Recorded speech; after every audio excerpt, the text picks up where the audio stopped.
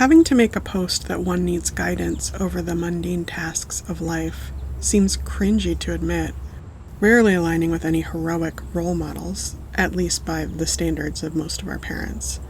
We don't grasp the unconscious data that might direct us through obstacles like applying for a job, updating names and accounts, updating a birth certificate. Something like the heroic feeling of paying off one's car could end up postponed because we're afraid of the dead naming, the misgendering, the staring. Of course, these days there are better role models, and they've taught us that the true dangers are in the lives of those who never ask for help. So let's discuss, how might a trans person survive the inflexible nature of other people? We can't rely on a business to enact anti-prejudice trainings, given that bias can be too slow to overcome, and also too hard to prove at times, and some even live in areas where this kind of discrimination is legal. We know we can't always depend on friends or family members to join us in public. Their angry defense could make us feel more embarrassed, that is, if they're even the defending type to begin with.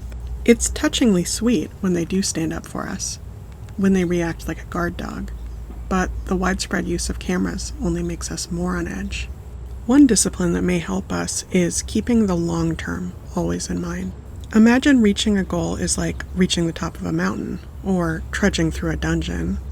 There are many paths to the goal, and you feel convinced that you'll survive the quest, but you begin to confront unyielding rocks and high walls along certain paths, people locked into some structure of rigid debate.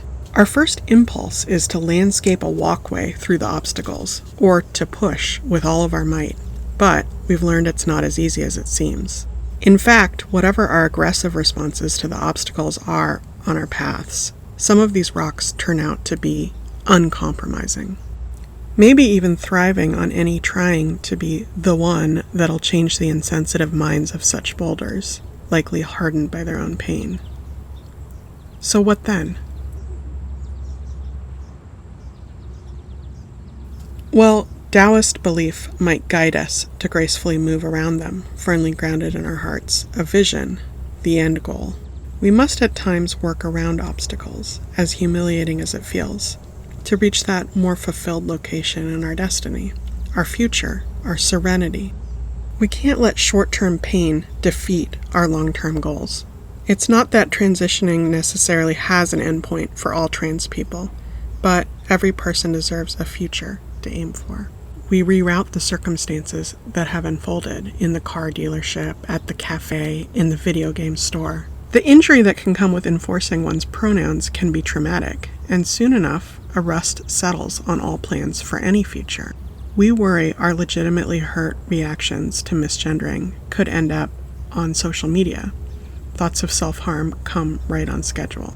It is, of course, deeply unfair, and it's unfair to have to remain silent, to insincerely smile and absorb the attack.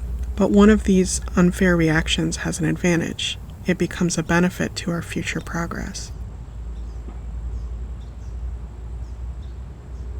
It's not about repression. We're empowered to mindfully feel the pain of being disrespected in public.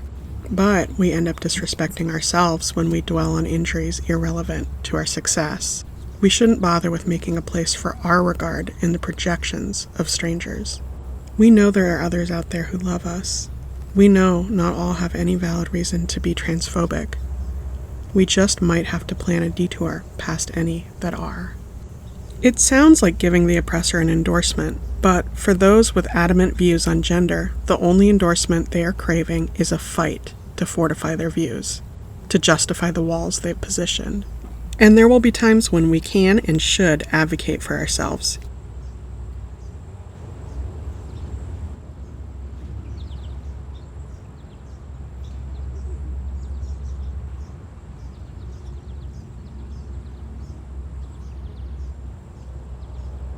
We don't need to dwell on any people caught up in their defensive disappointment. Our task is to stop living in that hurt, to know the disapproval of any is merely a reflection of the rushing freedom we've discovered. Two opposite forces, or awarenesses, on gender can be in a state of constant struggle, But as with the principles in Taoism, a harmony with nature helps us find the energy of life. We can end up modeling to others the benefits of self-acceptance.